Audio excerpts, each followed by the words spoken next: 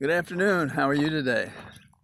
Well, it's nice out. It's about 70. It's sunny, and it feels good. And Holly's been walking around to the point of getting tired, and we take things a step at a time.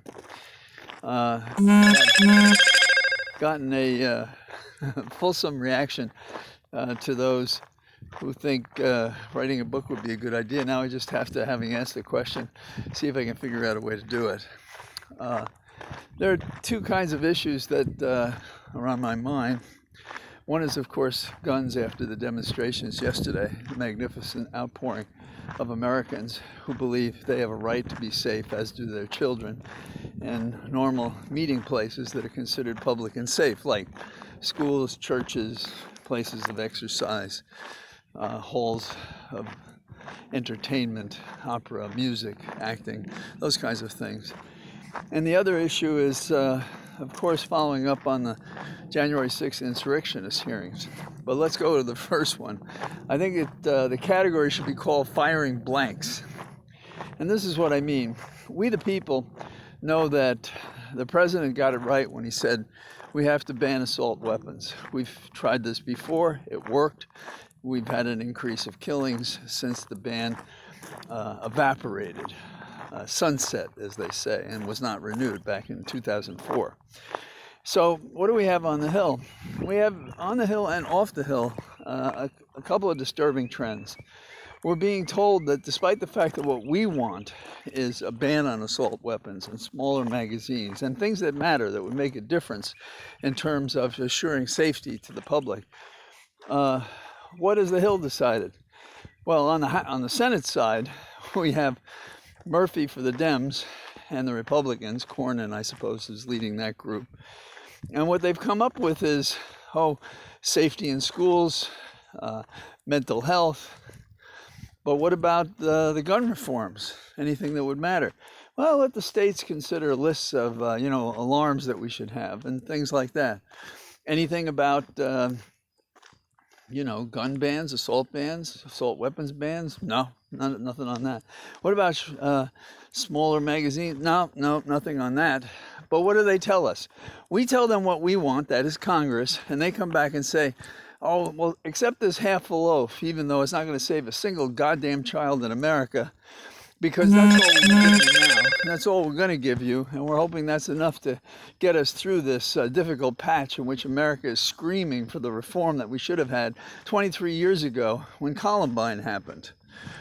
So it's emblematic of the cowardice of our elected representatives that when the issue is clear, and it's very hard to compromise it because it is a life and death issue, that they tell us what we want. And the commentators are telling, oh yeah, I think you should take this. I mean, nobody has any balls to come out and say, it seems, among the political class or even the commenting class, that this is wrong. This is really wrong. This is not enough. It's not satisfactory. And you guys do whatever BS that you want to do, put on this play. And here's the other thing. The Democrats who are insisting on this compromise give cover to the Republicans that don't want to do anything. And if this is a compromise they can make, you can bet your bottom dollar, and I don't know what that means, but I guess it means your last dollar, but you can bet your bottom dollar that the NRA has approved it or it wouldn't even be on the table. The second thing that's interesting to me is the notion, and there are a lot of things you could talk about of from the first hour of the hearing of the January 6th committee, is the pardons that members of Congress sought. And that's important because presumably, and Schiff has said this, it implies a consciousness of guilt. You don't ask to be pardoned for something if you didn't think you did something wrong. Now you can say I was just being extra careful because my family wouldn't want me to go to prison.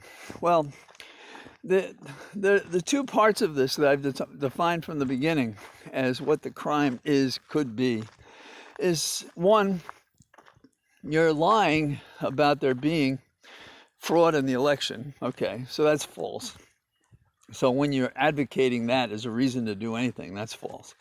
The second thing is you're suggesting that the constitutional procedure is something that it's not, another kind of fraud. So that's a decent start. But there's at least the allegation, and we've heard it before when I think the Post found it out, that there was an effort to get rid of the acting AG, to get an AG who would write a letter saying what they needed to distort the electoral vote. So, what can we expect?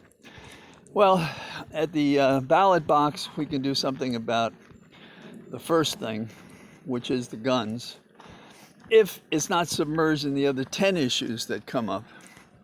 Secondly, as for prosecuting Trump, I think the committee's doing a good job on convincing America when 20 million, I suppose, families, so it's probably more people than 20 million people, have heard what they had to say. So we have some advance, and then we have the cynicism of the Hill. And you would think on this day, on this Sunday, amidst my cathedral of trees, that nobody would do such a terrible thing. But they have and they do, and so we move on. Until tomorrow, bye-bye.